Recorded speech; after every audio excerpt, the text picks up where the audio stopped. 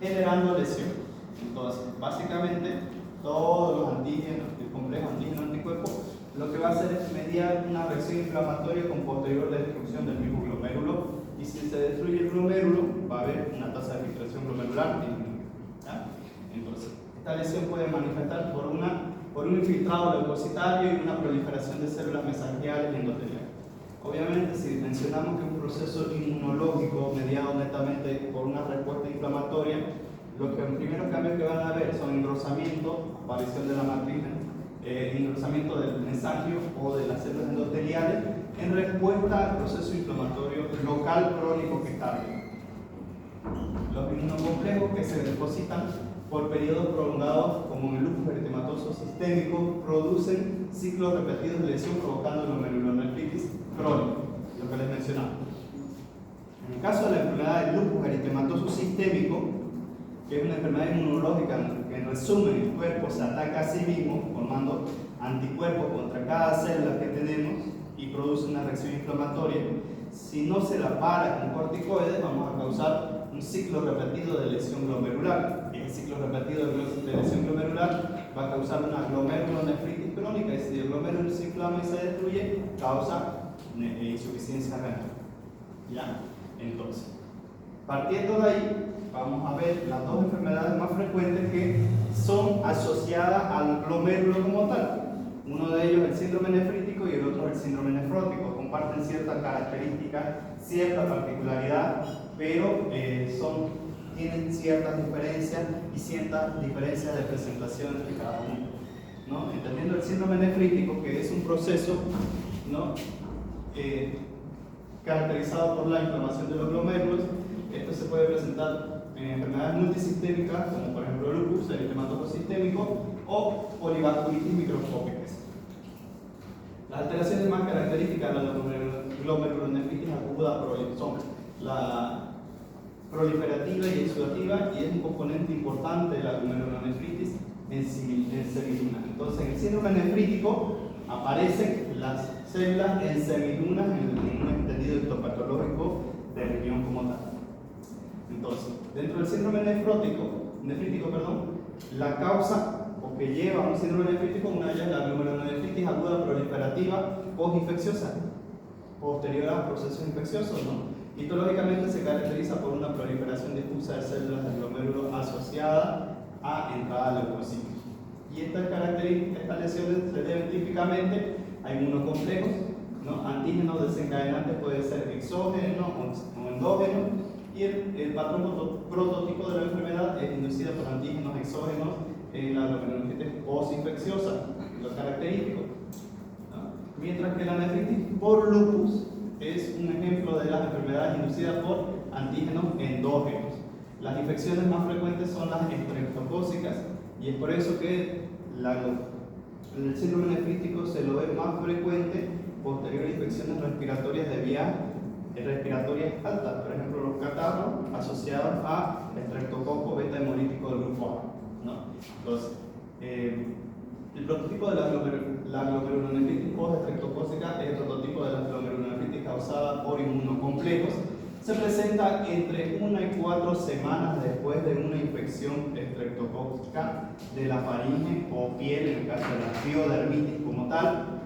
Posterior a un lapso de 2 a 4 semanas, más frecuente en niños entre 6 y 10 años, aunque también el adulto puede tenerlo, ¿no? La etiología y patogenia causada por inmunocomplejos que contienen antígenos estreptocócicos y anticuerpos específicos formados in situ. Entonces, posterior a un proceso de una faringitis, específicamente no toda la faringitis, una faringitis que tenga la cepa con predilección por las células nefrógenas, va a causar una reacción inflamatoria por complejos antígeno-anticuerpos lesionando el mismo riñón, ¿no? Entonces, solo las cepas de estreptococo beta hemolítico del grupo nefrógeno, o sea, este grupo particular, no todos los estreptococos, el estreptococo beta hemolítico del grupo A, ¿no? Que tiene una predilección por las células del riñón. Entonces, a este se lo reconoce mediante la presencia de la proteína M en la pared celular de la bacteria nefrógena, ¿no? Entonces, morfológicamente vamos a tener que el daño del glomérulo va a haber hipercelularidad, aumento del tamaño, hipercelularidad debe haber infiltración de leucocitos y en casos graves formación de semilunas, ¿no? Entonces, el síndrome nefrítico generalmente es postinfeccioso, en resumen, y es generalmente debido a una cepa nefrógena del grupo del Streptococcus beta hemolítico del grupo A, que tiene la proteína M en la pared celular bacteriana. Esto da formación de inmunocomplejos y los inmunocomplejos van a depositarse en la matriz de la membrana basal glomerular y esto va a llevar a su vez a un daño de riñón y eso se va a ver porque histológicamente vamos a ver una hipercelularidad, infiltración de leucocitos y formación de semilunas en casos graves en el mismo glomérulo en un entendido histopatológico. Entonces, la evolución generalmente es típico del niño que presenta bruscamente malestar, fiebre, náuseas, oliguria y hematuria entre 2 semanas después de recuperación de un proceso catarral. Entonces, paciente que haya tenido procesos respiratorios posterior, de vía aérea superior, después de 2 a 3 semanas, hacen procesos de síndrome nefrítico. ¿Y cómo sabemos que es un síndrome nefrítico clínicamente? Un paciente que tiene hipertensión, que tiene hematuria, ¿ya? Y va a tener elevación de los vasoados marcadamente. Obviamente en niños vamos a tener náuseas, dolores abdominales. La hematuria sí o sí tiene que estar presente para decir que es un síndrome nefrítico, ¿ya? Y generalmente entre 1 y 4 semanas posteriores a un catarro. Dentro del síndrome nefrítico también están las glomerulonefritis no estreptocócicas.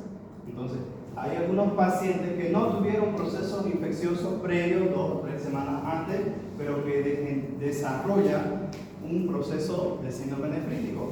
Y estos son las glomerulonefritis no estreptocócicas, ¿no? De forma similar a la glomerulonefritis que se presenta esporádicamente en relación a otros procesos infecciosos bacterianos, víricos o parasitarios. Se pueden encontrar jorobas.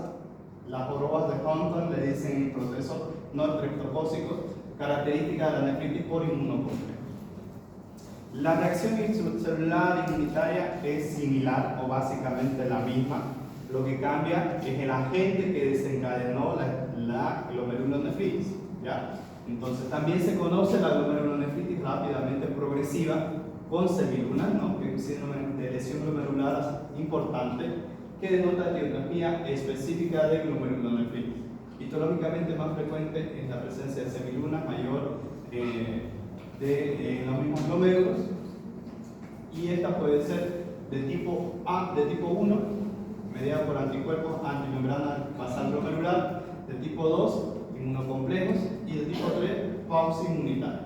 No se necesitan aprender esto porque no lo voy a presentar, no lo voy a preguntar en el examen, ¿no? Y dentro de las manifestaciones clínicas, ¿no? La manifestación clásica es la triada del síndrome nefrítico, que esto sí es pregunta de examen, ¿ya? La triada clásica es hematuria, hipertensión y elevación de los vasoados. Entonces, ante un paciente que venga con esta sintomatología, ustedes tienen que preguntarse o preguntar al paciente si tuvo entre 2, 3 hasta 4 semanas antes de que vaya a visitarlo a un proceso respiratorio de vía aérea superior tipo faringitis, estreptococcus o amigdalitis, ¿no? Para asociar. Aunque también no lo exigen. ¿Sí? Vasoados. Urecreatina. Ya. Y la otra patología glomerular como tal es el síndrome nefrótico. ¿Ya? El síndrome nefrótico es causado por una alteración de las paredes capilares glomerulares que produce aumento de la permeabilidad a proteínas plasmáticas, que es una de las causas o una de las particularidades en el síndrome nefrótico. Pérdida de proteínas. Si hay pérdida de proteínas, va a haber presencia de proteínas en orina y disminución de proteínas en plasma, ¿ya? Entonces va a haber una proteinuria y va a haber una hipoalbuminemia. Entonces, la proteinuria es masiva, lo cual va a originar edema generalizado. Además de ello, también se asocia a una dislipidemia, o sea, elevación de los lípidos, sobre todo triglicéridos. Puede haber causas sistémicas, y dentro de ellos son las más frecuentes. Dentro de las causas sistémicas, la diabetes, la amiloidosis y el lupus eritematoso sistémicos. Las lesiones glomerulares primarias más importantes de la enfermedad son la enfermedad de cambios mínimos y la glomerulopatía membranosa, esclerosis focal segmentaria.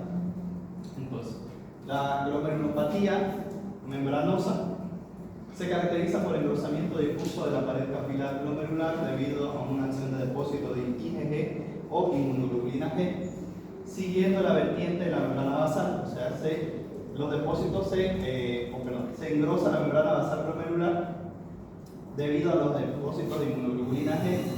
El 75% de las veces es por una nefropatía primaria, o sea, un proceso inmunológico netamente, sin mediar procesos infecciosos previo, ya sea sistémico o generalizado, o patología sistémica, por ejemplo, hipertensión arterial, diabetes, lupus. La nefropatía membranosa, enfermedad crónica mediada por inmunocomplejos. Los anticuerpos pueden ser endógenos o pueden ser exógenos.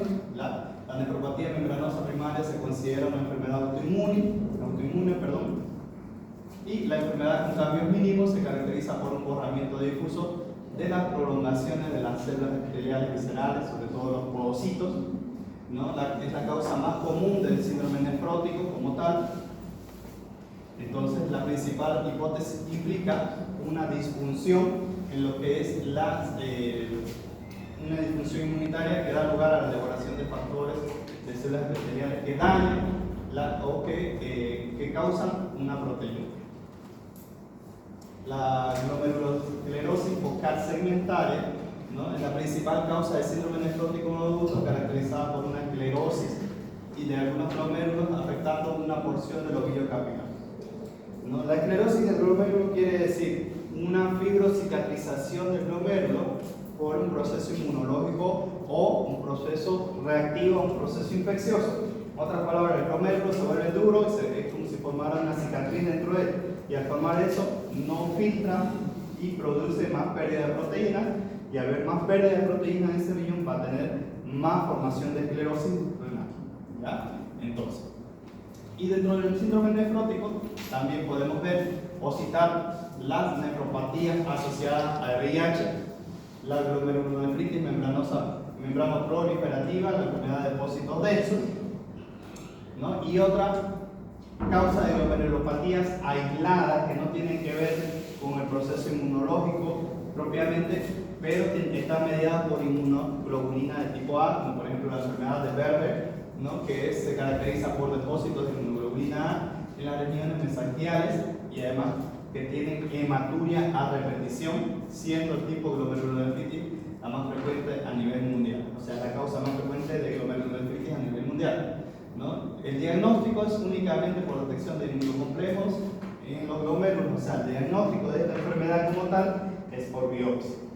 Aquí recientemente se están haciendo los diagnósticos por biopsia renal, ¿no? Entonces no sabemos la frecuencia de las glomerulopatías por IgA particularmente, porque recién se están tomando y llevando más frecuente las biopsias renales, porque el caso de los pacientes con enfermedad renal crónica ha aumentado tremendamente. Y como saben, todo paciente renal crónico involucra un cargo al Estado, porque involucra más gastos para el Sistema Nacional de Salud. Entonces, la particularidad característica de un paciente con un síndrome nefrótico es que tiene hipoproteinemia, proteinuria en rango nefrótico mayor a 3.5 gramos, tiene edema generalizado y tiene una dislipidemia, a diferencia del síndrome nefrítico que no cursa con hematuria. ¿Ya? El síndrome nefrítico puede tener proteinuria, pero no en rango nefrótico. Quiere decir que las proteínas, en la proteinuria de 24 horas no va a sobrepasar los 3.5 gramos en 24 horas. ¿Preguntas hasta ahí? ¿Duda? Si ustedes ven el libro, es un tema re extenso, re complicado, habla mucho de reacciones inflamatorias, mucho de células, ¿no? Pero básense para estudiar el síndrome nefrótico, síndrome nefrítico, ¿ya? Las diferencias clínicas particulares entre uno y el otro, porque no va a haber preguntas de defina, ¿qué es una glomerulonefritis membranosa? ¿No? Porque hay un montón. Hay glomerulonefritis membranosa, hay glomerulonefritis progresiva, hay glomerulonefritis postestreptocócica, ¿no? Entonces, en términos generales, aprendan a hacer la diferencia entre síndrome nefrítico y síndrome nefrótico y qué causa el síndrome nefrítico y qué causa el síndrome nefrótico. ¿Ya? Y dentro de la otra clasificación tenemos las enfermedades que afectan los túbulos e intersticio. ¿Ya? Entonces, estas enfermedades tubulares pueden ser por lesión o necrosis tubular aguda, que es la más característica y la más principal, y esta es una entidad patológica caracterizada por una insuficiencia renal aguda. Con frecuencia se encuentra lesión tubular en forma de necrosis de células epiteliales tubulares, siendo la más frecuente la lesión renal aguda. En otras palabras, los túbulos renales se necrosan por alguna causa. Y esas causas pueden ser debido a varios factores, como por ejemplo la principal, la isquemia debido a la reducción o interrupción del flujo sanguíneo, que se puede ver en pacientes que tienen shock hipovolémico severo, principalmente, ya sea hemorrágico o por pérdida de electrolitos o diarrea extensa o deshidratación extrema. Lesión tóxica directa de los glomérulos por agentes endógenos y exógenos. ¿Ya? Entonces, morfológicamente se caracteriza por una necrosis epitelial tubular focal, una oclusión de la luz tubular y de los cilindros sobre todo. Entonces, dentro de las enfermedades tumorales tenemos la necrosis tubular aguda, que es la principal, y esta tiene dos causas, que son la isquemia, debido a disminución del flujo, y lesiones tóxicas que pueden ser endógenas o exógenas. ¿Ya? Dentro de ello podríamos citar una característica. Cuando llegó aquí el CrossFit, ¿se ve qué es CrossFit, no? Cuando se puso de moda cerca del 2013, 2014, por ahí 2015, llegó la ola del CrossFit, y como es un ejercicio muy extenso donde mezclan varias rutinas, hubo una ola creciente de insuficiencia renal aguda por rhabdomiólisis. ¿No? ¿Qué quiere decir? ¿Qué entienden por rhabdomiólisis? Bien, por destrucción, ¿no? Destrucción de la célula muscular. Y si nosotros consideramos que cada célula muscular tiene mioglobina, que la mioglobina es un tipo de proteína que se encuentra dentro del miocito, se libera, y eso al liberarse es como si fuese el concho del café, un barrito, ¿no? Y eso fue a tapar todos los glomérulos, causando necrosis tubular aguda en estos pacientes. Entonces hubo una ola grande de que los pacientes que justo hacían CrossFit llegaban medio gateando porque tenían un dolor muscular intenso y orinando con color Coca-Cola, ¿no? Entonces en esa época lo único que se hacía era hidratación, alcalinización de la orina. El paciente recuperaba la función porque hacíamos lavar ese glomérulo como tal.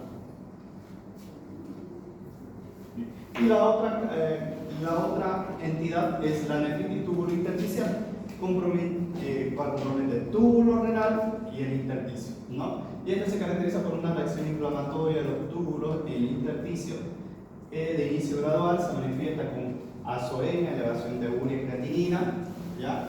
Y causada generalmente por procesos infecciosos, ¿ya? Eso es lo más representativo que van a aprender de esas dos patologías, las lesiones tubulares intersticiales, y la otra es por procesos vasculares o las vasculopatías que afectan el riñón como tal, ¿ya? Entonces tenemos en cuenta que casi todo proceso que afecta a los vasos sanguíneos de forma sistémica, ¿no? De forma secundaria, llámese hipertensión, llámese diabetes mellitus tipo 2, va a tener algún compromiso sobre la parte vascular renal. Entonces, generalmente secundaria un proceso sistémico, aunque también puede haber procesos inmunológicos, como por ejemplo la vasculitis inmunitaria, que son procesos inmunitarios que afectan el endotelio de ciertos vasos y producen reacción inflamatoria crónica. ¿Ya? Y al producir reacción inflamatoria crónica, pues vamos a tener un vaso edematizado, vasoconstrictivo y eso va a disminuir el flujo de sangre en la luz de ese mismo vaso. Bien, y dentro de las vasculopatías tenemos la nefroesclerosis, ¿no? Que se asocia a una esclerosis de las arterias y pequeñas arterias renales estrechamente asociadas a hipertensión que pueden ser causadas como consecuencia de una nefroesclerosis. Como habíamos visto en una de las diapositivas del principio, ¿no? El glomérulo tiene una arteriola aferente y una arteriola eferente, y eso es donde entra la sangre y donde sale. Y al ingresar al glomérulo, capilares se envuelven, se enrollan para aumentar la superficie de filtrado, y este proceso puede ser debido a la nefroesclerosis, puede ser debido a procesos como por ejemplo la diabetes, la hipertensión, que afecta vasos netamente. La hipertensión, como ya sabemos, produce ya sea contracción de la arteriola aferente, lo cual va a disminuir el filtrado glomerular, y si disminuye el filtrado glomerular va a haber daño en esa nefrona, ¿ya? Y en el caso de la diabetes, también es una enfermedad que aumenta los riesgos cardiovasculares, principalmente de arteriosclerosis y la generación de algunos vasos, y va a producir cambios en el filtrado glomerular, ¿ya? Entonces los vasos afectados presentan paredes engrosadas con la consiguiente estenosis de la luz. Entonces los cambios que dan lugar a son isquemia parenquimatosa focal, asociado a generalmente se asocia a una edad avanzada, ya más frecuente en la raza negra. Puede haber ausencia de hipertensión, y la hipertensión y diabetes aumenta la incidencia. Entonces, generalmente se puede ver una nefroesclerosis en pacientes de edad avanzada, de raza negra, y también puede haber, puede estar en ausencia de hipertensión, y la hipertensión arterial más la diabetes puede incrementar los riesgos de tener una nefroesclerosis. O sea, un daño renal basado en un daño vascular principalmente, ¿no? Entonces la patogenia generalmente son un engrosamiento de la media y de la interna en respuesta a cambios hemodinámicos y alinización de las paredes arteriolares, engrosamiento, ¿ya? Y las otras dos patologías que tenemos dentro de las vasculopatías son la nefroesclerosis maligna, trastorno vascular asociado a hipertensión arterial maligna, y la estenosis de la arteria renal portal, que corresponde entre el 2 al 5% de los casos de hipertensión arterial secundaria a estenosis renal, está inducida por un aumento de la producción de renina, por la activación del sistema renina-angiotensina-aldosterona, ¿ya? Entonces, principalmente estas vasculopatías lo que van a causar un cambio hemodinámico, y ese cambio hemodinámico, si no se corrige con medicación, con fármacos, va a causar un daño permanente en el glomérulo renal,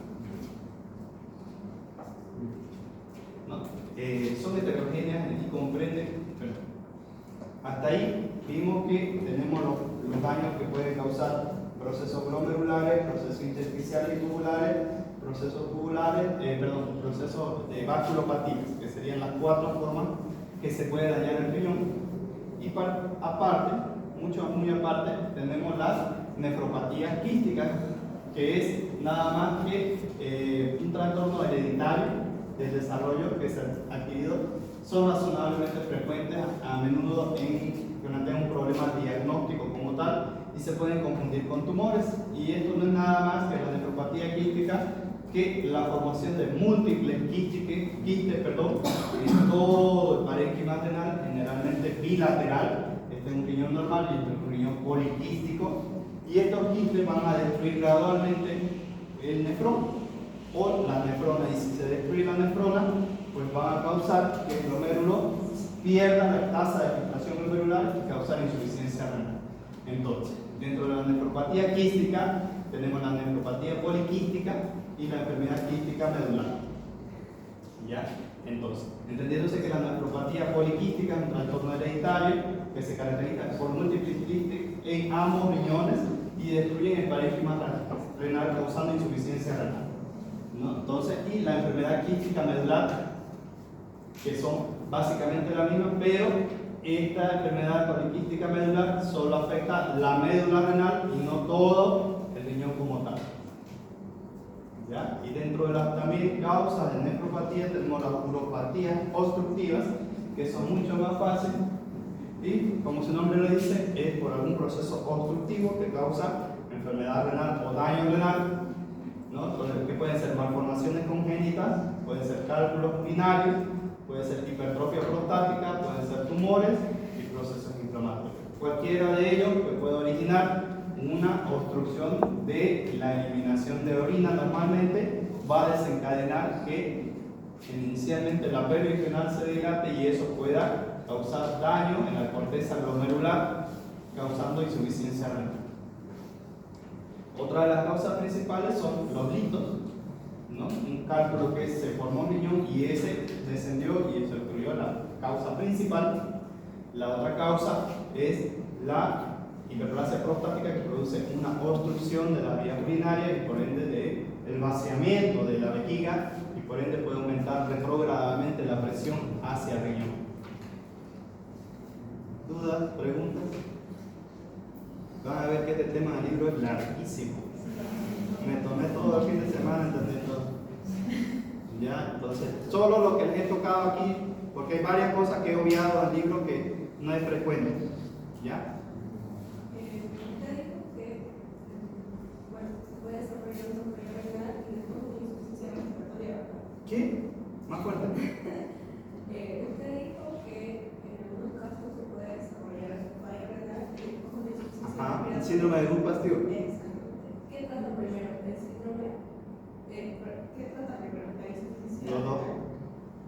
Se trata de los dos porque si consideramos que es un paciente que tiene una reacción inflamatoria mediada inmunológica, ¿no? Usted tiene que dar corticoides o inmunosupresores y los dos van a tratar por igual la enfermedad. Ahora, es diferente en qué grado de insuficiencia yo lo encuentro ese paciente. Si lo encuentro con insuficiencia respiratoria franca donde no puede respirar, lo intubo. Si lo encuentro con una falla renal franca donde el paciente no orina y está congestivo, lo hago que hemodialice, ¿no? Y trato lo que más va a poner en peligro la vida, pero el tratamiento definitivo es el corticoide, y el corticoide actúa sobre los dos. Ahora, no es mágico tampoco, ¿no? Porque hay pacientes que nos han llegado al San Juan de Dios ya con una insuficiencia renal crónica secundaria a un proceso inmunológico donde administramos corticoides y el daño renal ya está acentuado y no tiene vuelta atrás porque el glomérulo se esclerosa, ¿no? Entonces depende de si se dio cuenta y si lo pudo diagnosticar, porque si no lo piensa, no lo diagnostica, y si no lo diagnostica, no lo trata. Muchos de los pacientes actualmente en terapia de diálisis que tenemos en San Juan de Dios que nos llegan, jóvenes sobre todo, ya le hemos hecho el diagnóstico posterior a la enfermedad, ya cuando están en terapia de reemplazo renal y no hay cuenta atrás, ¿no?